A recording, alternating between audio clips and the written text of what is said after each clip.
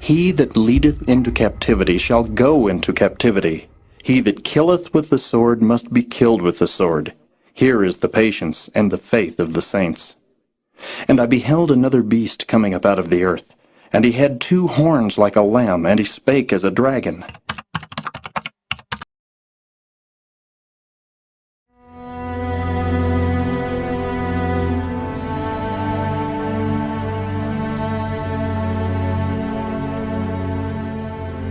In our previous discourses, we have been focusing on beast typologies.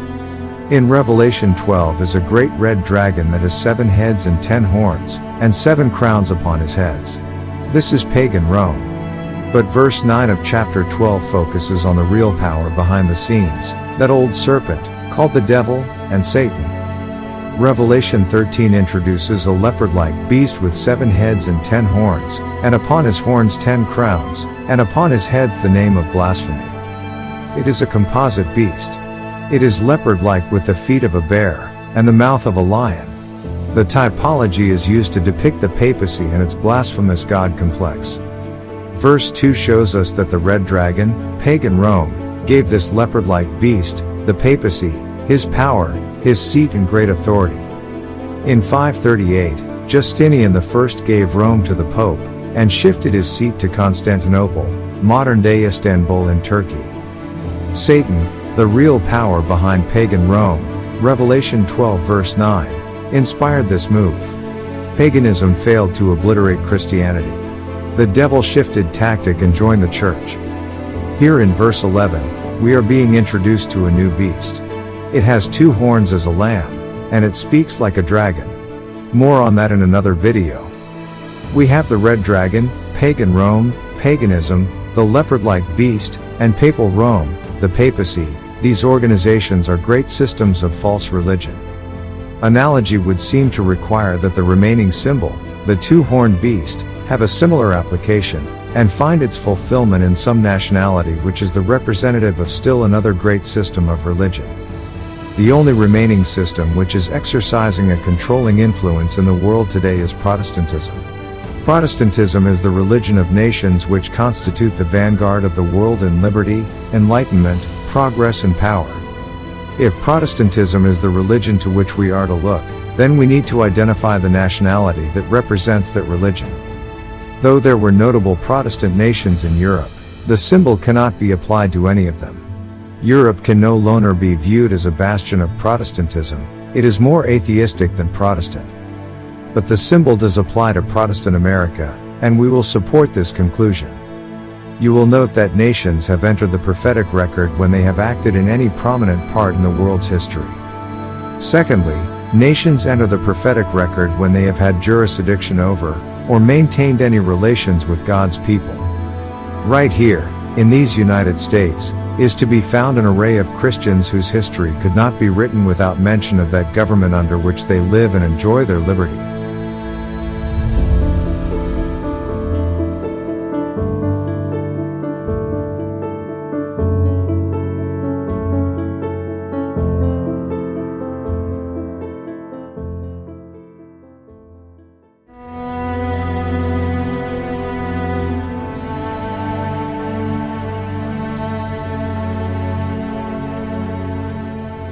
In 1780, while our revolution was in progress, English Governor Pownall predicted that this country would become independent, beyond what Europe could ever know. Pownall also predicted that the independence would come by a revolution that has stronger marks of divine interposition, superseding the ordinary course of human affairs. De Tocqueville, a French writer, speaking of the separation of the United States from England, spoke thusly: "It might seem their folly, but was really their fate, or rather, the providence of God, who is doubtless a work for them to do." Tocqueville spoke of England as a dead weight upon the United States' progress. The beast with the lamb-like horns is introduced in verse 10. The Bible said the beast was coming up out of the earth, at a time when the leopard-like beast is led into captivity. Recall, Napoleon deposes and arrests Pope Pius VI in 1798. The expression coming up must signify that the power to which it applies was but newly organized, and was then just rising into prominence and influence.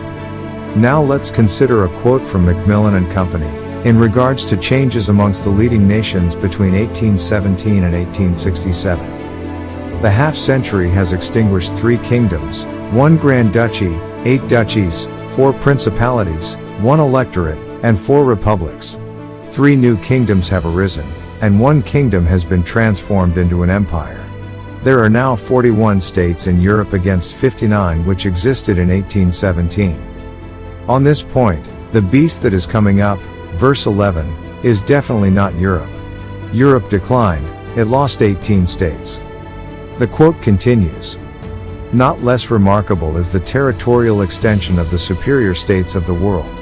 Russia has annexed 567,364 square miles, the United States, 1,968,009, France, 4,620, Prussia, 29,781, Sardinia, expanding into Italy, has increased by 83,041.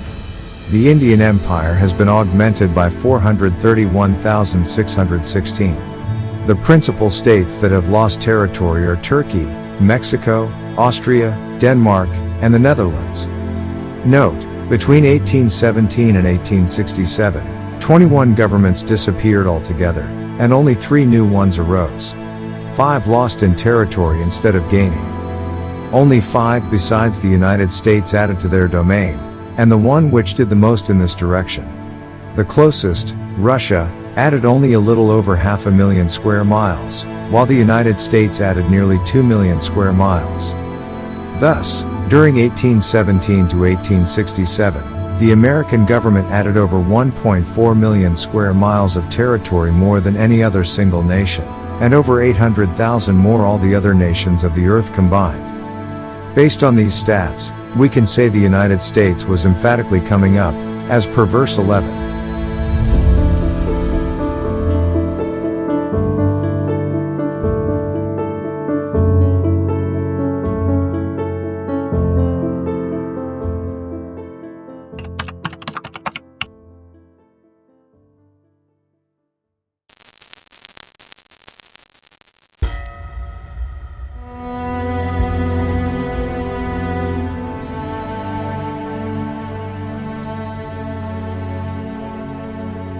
Verse 11 also shows us that this beast with the lamb-like horns was coming out of the earth. Waters in prophecy are used to depict multitudes, nations and languages, populous nations, Revelation 17 verse 15. This point cannot be understated. If the sea, from which the leopard beast arose denotes peoples, nations, and multitudes, the earth would suggest, by contrast, a new and previously unoccupied territory. Europe and ancient civilizations are thereby excluded. The earth represents a sparsely populated area, a new territory. In 1754, Charles Wesley, commenting on this, said, "He, the beast of verse 11, has not yet come, though he cannot be far off, for he is to appear at the end of the 42 months of the first beast." In previous videos, I have shown that 42 prophetic months or 1260 prophetic days represent the 1260 years of papal dominance, from 538 when Justinian gave Rome to the Pope, until 1798 when Napoleon took Pope Pius VI off the throne. The beast of verse 11 is hereby introduced in the early part of its career.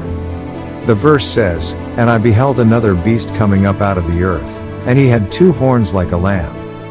My images don't do this justice, but the beast of verse 11 has horns of a lamb, a ram, a youthful male sheep. Note, John didn't say that the beast had 2 horns. He said that the beast had 2 horns of a lamb. It must not only denote the beast has an innocent and harmless demeanor, ostensibly, but also that it is a very youthful power, for the horns of a lamb are horns that have begun to grow. Bear in mind that by the preceding argument on chronology, our gaze is fixed to the year 1798, and the power symbolized was then a youthful power, according to the present argument. The power must be coming into prominence at this time, it must still be in its youth. Europe is not. For a young and rising power at that epoch, we are obliged to turn our eyes to the New World. We return them to this continent, the United States is thus thrust into focus. No other power this side of the ocean is entitled to any mention in comparison with it. And there is a phrase in the verse that many overlook. The text says, I beheld another beast. If this is another beast, it must be found in some locality not covered by any other symbols. It cannot denote any of the 4 beasts of Daniel 7. It's not that of Revelation 9. The locusts like unto horses denoted the rise of Islam and the Ottoman Empire. It is not the red dragon of Revelation 12, pagan Rome. It cannot be the leopard-like beast of the early verses of this chapter, papal Rome, which was empowered by pagan Rome. The text says another beast. The word another is translated from the Greek word, allos. It means different. All the Eastern Hemisphere known to history and civilization is absorbed by the symbols already examined. The beast with the lamb-like horns is different. And thus, it cannot be another phase of the papacy, the leopard-like beast. Chapter 13 continues.